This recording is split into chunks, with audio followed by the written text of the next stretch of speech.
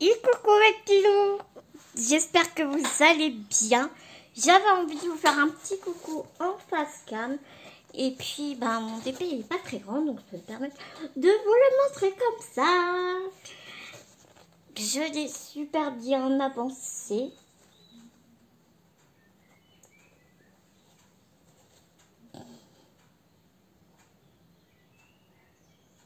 Je suis en train de voir que je crois que j'ai perdu un diamant.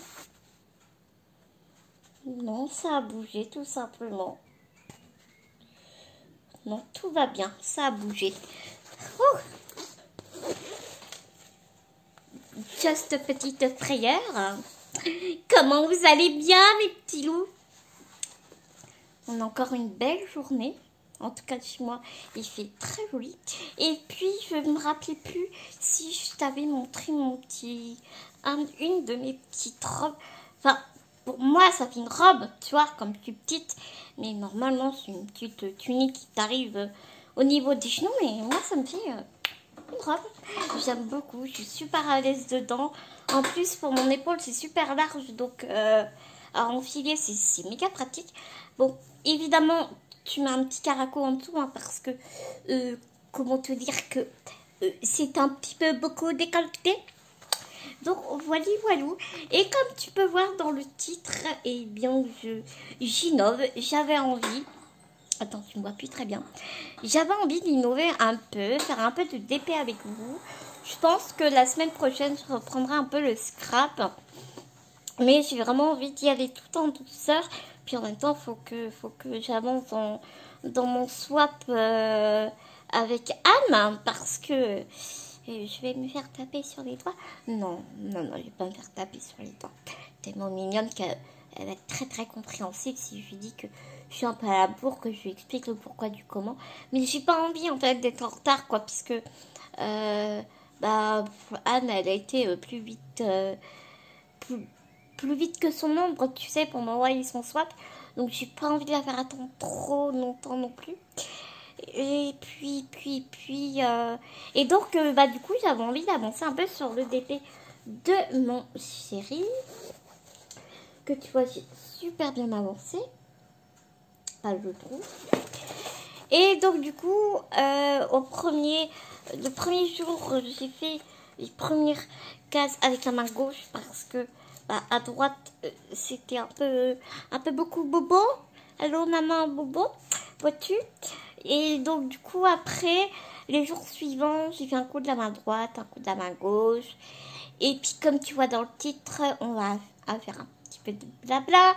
J'avais envie de te parler lecture parce que comme je n'ai pas pu créer, je n'ai pas pu scraper pendant maintenant bientôt 2 semaines, je me suis remise à la lecture parce que voilà, je suis une fan inconditionnelle de Bernard Weber. Chose que tu ne savais pas de moi, c'est que j'adore lire. Et puis spécialement Bernard Weber, qui est mon idole, je suis fan de cet homme. Tu sais, c'est celui qui a fait toute la trilogie des fourmis et tous les Thanatonautes et tout. Après, il y a eu toute la trilogie sur le mystère des dieux, nous les dieux et tout, et tout, et tout. Et là, eh bien, j'ai terminé mon livre de la troisième humanité. Je vais te dire un peu de quoi ça parle. Mais je vais mettre la caméra sur mon dépit, puis on va parler. On va parler de tout ça. Et puis comme j'arrive, je sais pas trop bien expliquer. Et comme je parle comme une vache espagnole pour expliquer le résumé tout ça.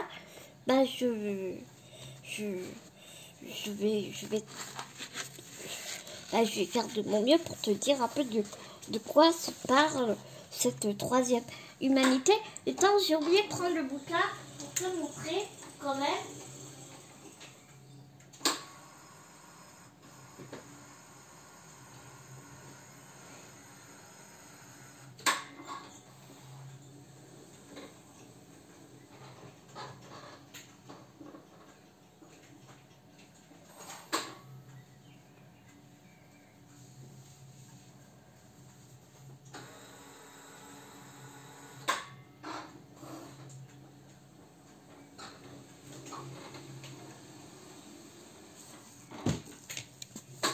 C'est celui-ci.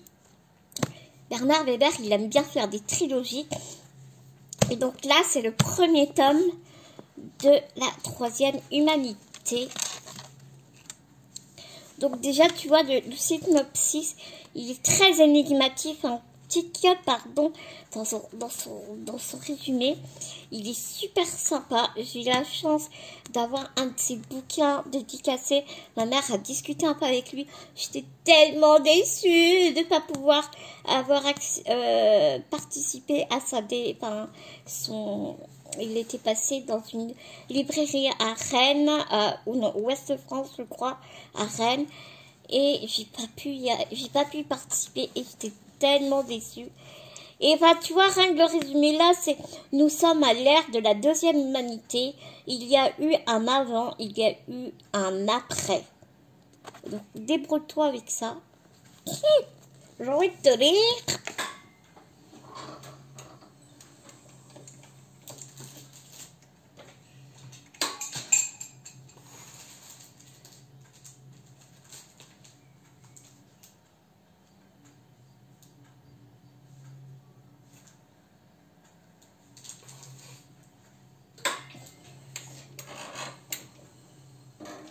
Et donc, excuse-moi, j'étais en train de remettre mon bouquin.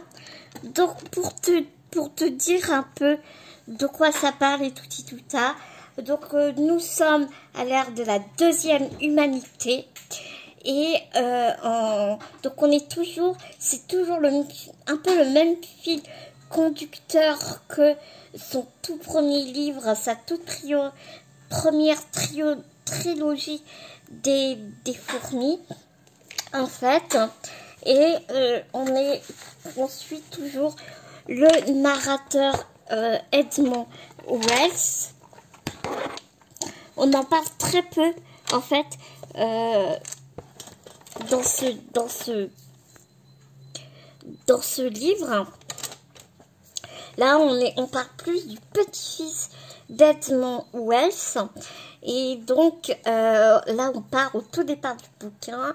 On part en Antarctique. Donc, le paléontologue Charles Wells et son équipe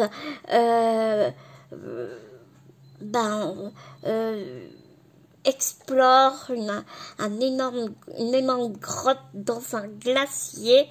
Au fond d'un lac très labyrinthe et tout, il trouve des restes de squelettes humains, mais pas n'importe quel squelette humain, s'il te plaît, le squelette fait 17 mètres, comment te dire. Et donc après, on revient à nos jours, à Paris, et on découvre David Wells, qui est donc le petit-fils et le fils de Charles Wells, qui est décédé. Enfin, bref, j'ai pas envie de spoiler le truc. Si ce bouquin t'intéresse, il y a plein de diamants qui sont collés entre eux. Et comme j'ai pas le tu sais, pour les détacher, c'est un peu chiant.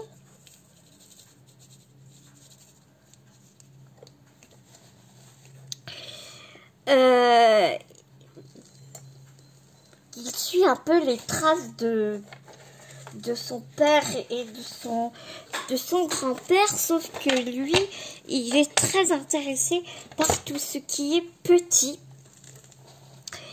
Et il a un projet d'étude donc sur le rapetissement humain.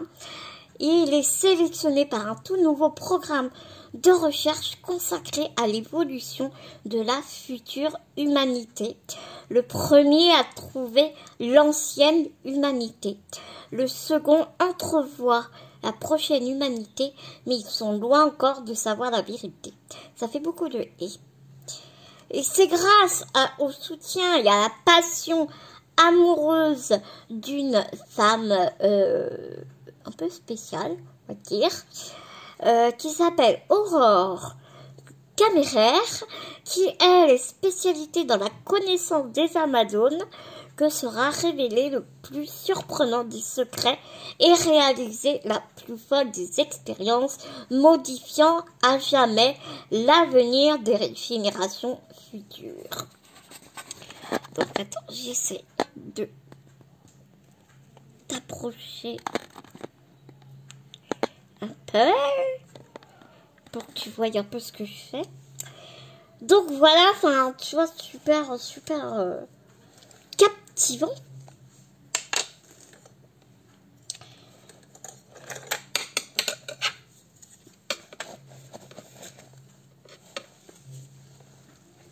Attends, je suis à la recherche de mon scalpel pour découper.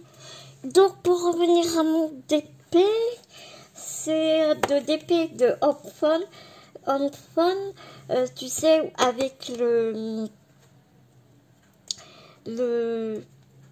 logo du club de rugby de la ville de mon chéri. Je vais faire un petit carré comme ça. Donc il y a énormément de blanc. Il y a beaucoup de blanc.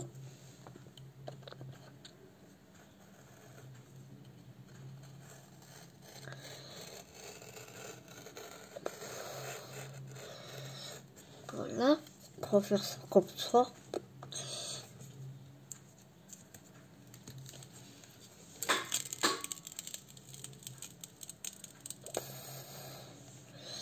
Ouais, donc je te disais, il y a vraiment beaucoup de blanc.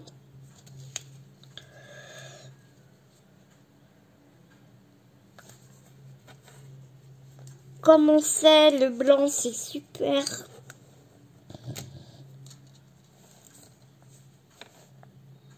C'est assez compliqué à poser. Enfin, tu vois, il y a quand même pas mal d'espace entre les diamants.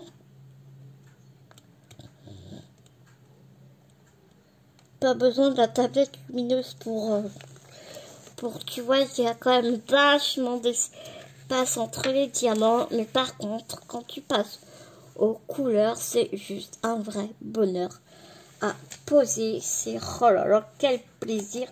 Par rapport à ma super grande toile de Yves Broderie, c'est vraiment le jour et la nuit. Les diamants sont méga bien taillés. C'est un vrai bonheur à poser.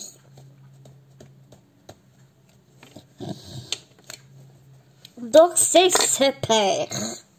Donc comme tu as pu voir dans le titre, je te disais,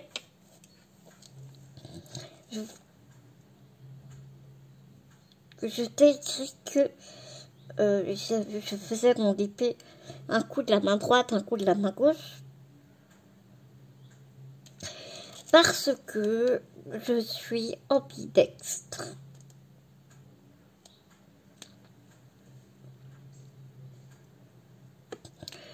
Ce que je considère comme une chance.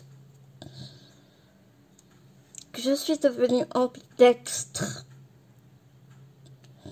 par la force des choses.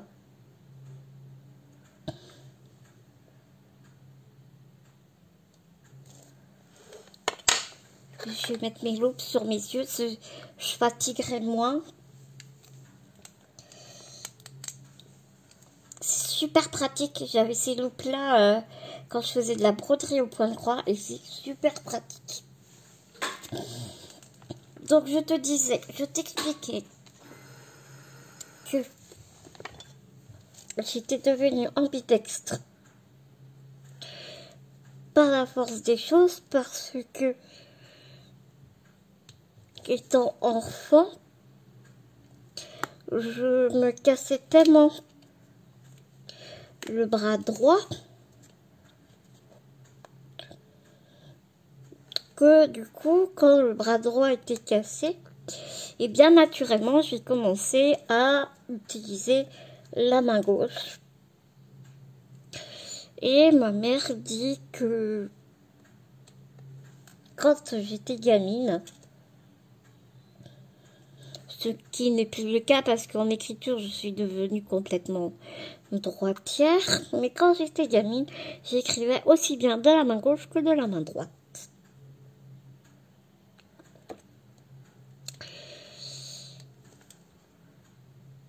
Et quand il y a 2 semaines, eh bien, je me suis fait mal à l'épaule. Comment te dire que j'ai été très embêtée parce que simplement je pouvais plus scraper, enfin plein de choses que je pouvais plus faire, hein, comme tu l'as remarqué sur les vidéos, c'était assez compliqué.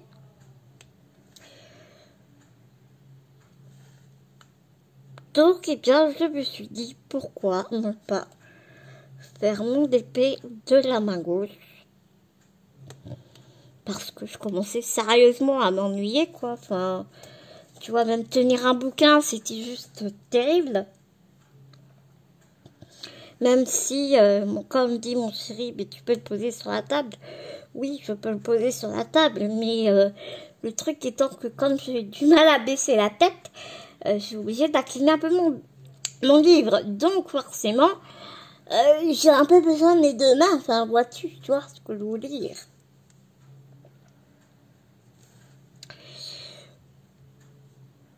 Donc voilà comment je suis venue à faire mon épée de la main gauche. Et comme ce épée est plus petit que l'autre, moins encombrant, et bien c'était beaucoup plus facile pour moi de faire celui-ci. Tout simplement.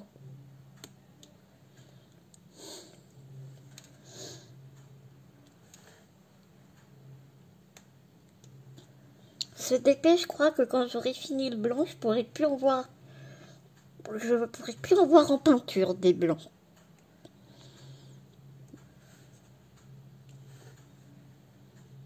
Bon, après, ça se fait super bien.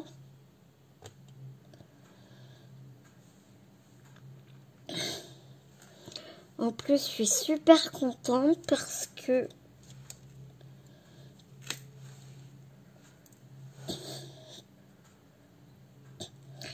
je me suis offert sur Amazon une petite lampe qui prend vraiment pas beaucoup de place, qui est géniale, qui a plusieurs luminosités et plusieurs intensités de luminosité. Donc là, ça va, il est 17h, il y a une belle lumière. Mais ce que tu vois en caméra, c'est plus sombre pour moi. Donc c'est cool.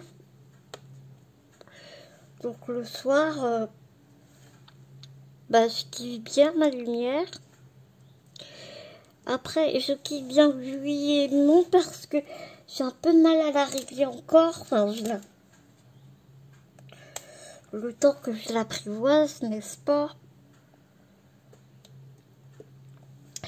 Parce que le problème est que la lumière se reflète sur la toile et ça fait briller.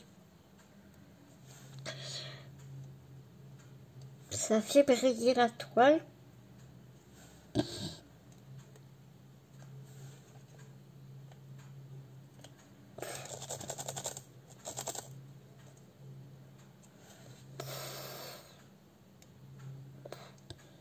Comment te dire que j'ai très très hâte.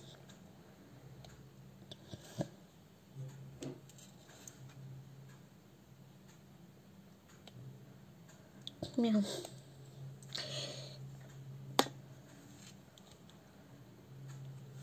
J'ai très très hâte de lui offrir ce déplay parce que il s'y attend pas du tout, il n'est pas du tout au courant.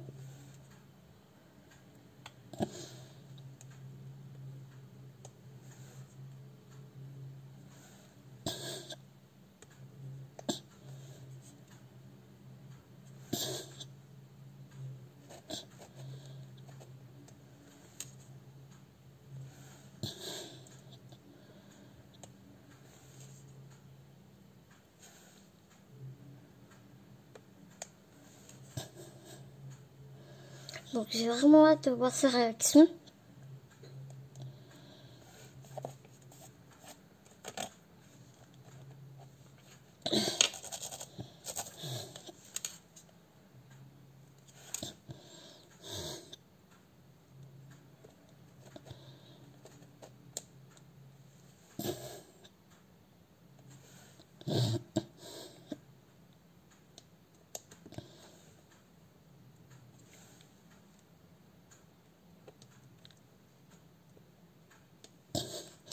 L'avantage d'être ambidextre, c'est que de ce côté-là, je mets pas la main dans la colle.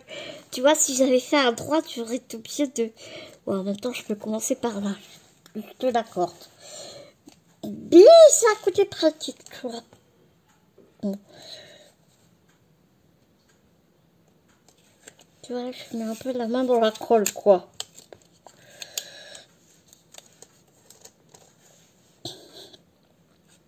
Donc tu vois, un coup je prends ma main gauche, un coup je prends ma main droite.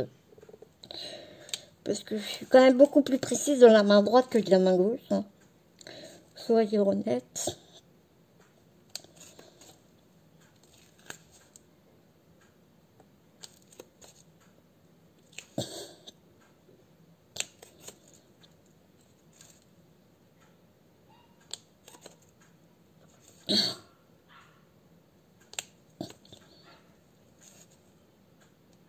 Et vous, comment est-ce que vous allez?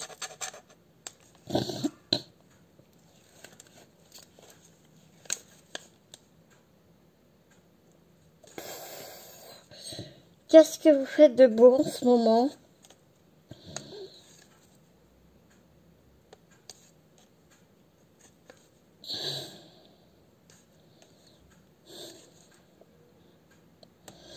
Hier, j'étais à l'hôpital.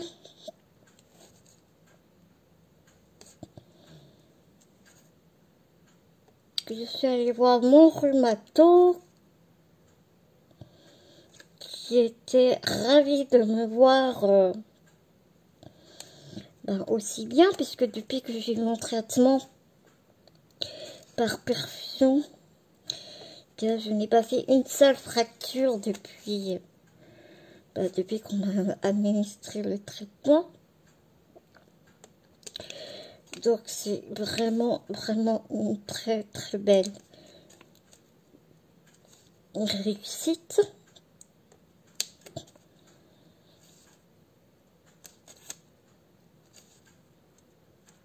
Puis surtout le fait que grâce aussi au traitement, je n'ai plus à prendre de morphine. Ça c'est juste merveilleux. Parce que comme me disait mon médecin hier, tu prenais des sacrées doses de cheval. Hein.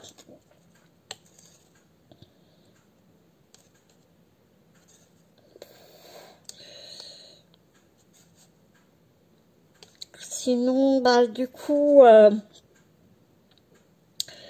pour en revenir un peu à la lecture, comme j'ai terminé mon Bernard Weber, j'avais aussi commencé un Donato Carisi, un auteur que j'aime beaucoup. Moins que... Enfin, non, pas moins, parce que ce sont des univers complètement différents.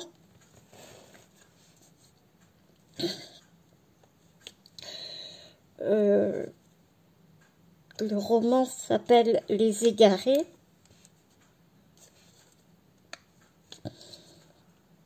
C'est un thriller. J'aime vraiment beaucoup tout ce qui est assez sombre, fantasy, mais fantasy genre Twilight, tu vois.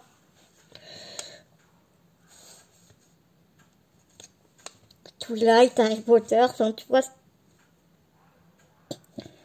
ce genre d'univers. Et donc Donato Carisi, le titre c'est Les Égarés. En fait c'est un psychopathe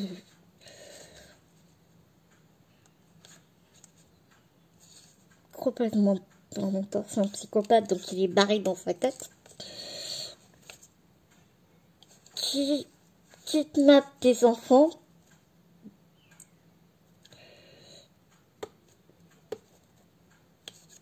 pour les mettre dans une cave labyrinthe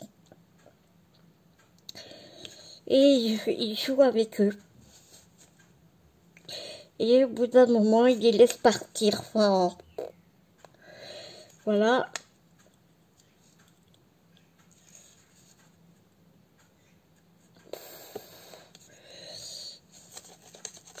Donc il y a toute une intrigue policière.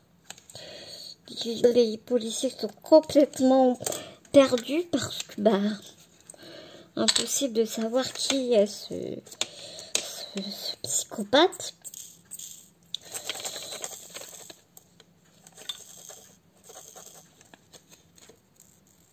Et on suit un détective privé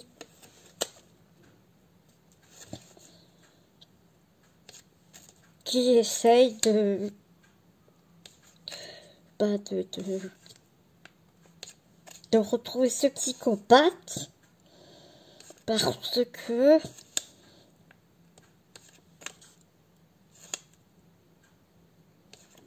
Samantha, une jeune fille qui a été kidnappée par ce mec pendant 15 ans, a été retrouvée, sauf qu'elle ne se souvient absolument pas de ces 15 années de kidnapping.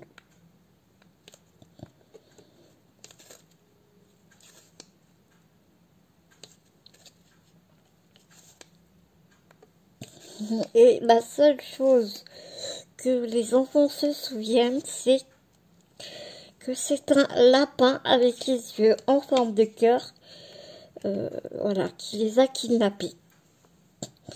Et le truc, c'est que ce lapin, il n'y a que les enfants qui peuvent le voir.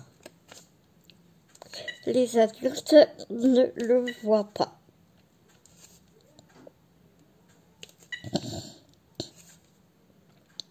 J'ai le coup d'appuyer sur mon joystick.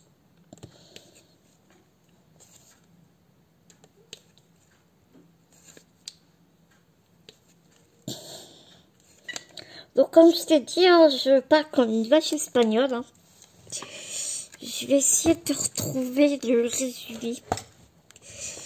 Attends. Les égarés.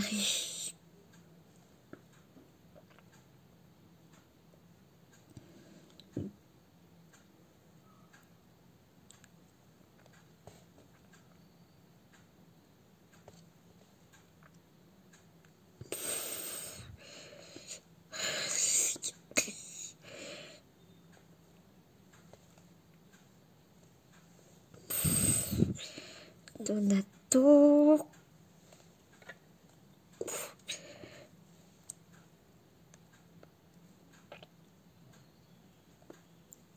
Carisi. Ouais. Tu vois, il a fait le chuchoteur. Le chuchoteur que j'ai lu, que j'ai adoré. On dit que c'est le coup de cœur des libraires. Voilà. Une jeune femme est retrouvée dans les bois, nue, une jambe cassée. Elle a réussi à échapper après une longue séquestration. Elle se souvient de peu de choses. Un homme, un labyrinthe, un bébé.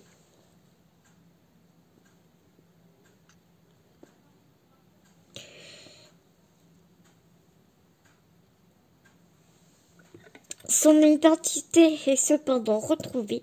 Il s'agit de Samantha Andretti, dont l'événement avait été surmédiatisé 15 ans auparavant.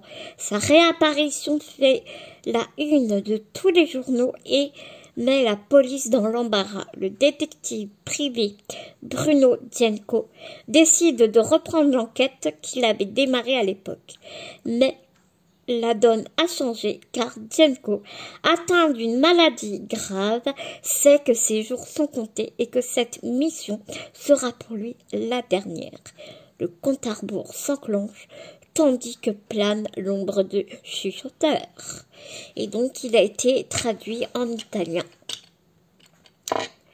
Il a été traduit donc de l'italien par Anaïs Bouteille Bocobza.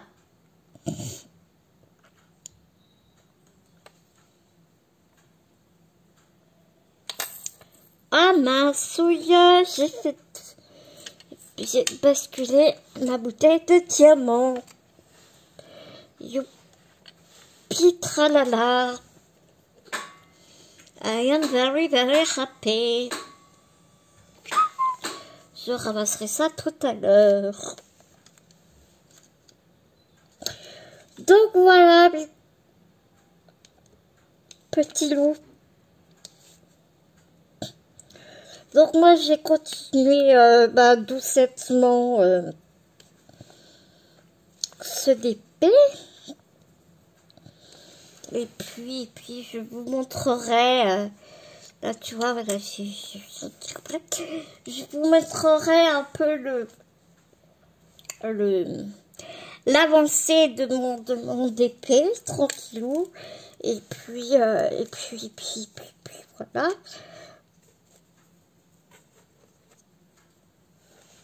Je vais vous faire des énormes gros bisounours.